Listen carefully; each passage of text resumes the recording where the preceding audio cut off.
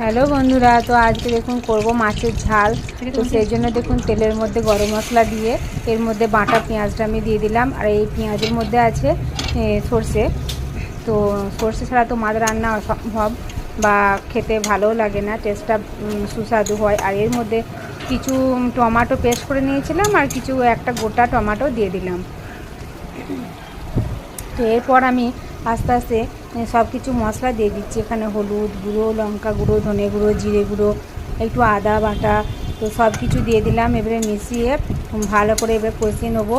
কষিয়ে নেওয়ার পর যখন তেল ছাড়বে তখন এর মধ্যে দিয়ে দেবো একটু চিনিটা দিলে স্বাদটা খুব সুন্দর হয়। তো এরপর যখন তেলটা ছেড়ে দেবে এর মধ্যে দিয়ে দেবো জল। তো জলটা দিয়ে দেখুন আমি এখানে জলটা দিয়ে দিলাম। আর এই জলটা দিয়ে যখন ফুটে উঠবে তখন এর মধ্যে আমি ফেলে দেবো একটা একটা করে মাছ।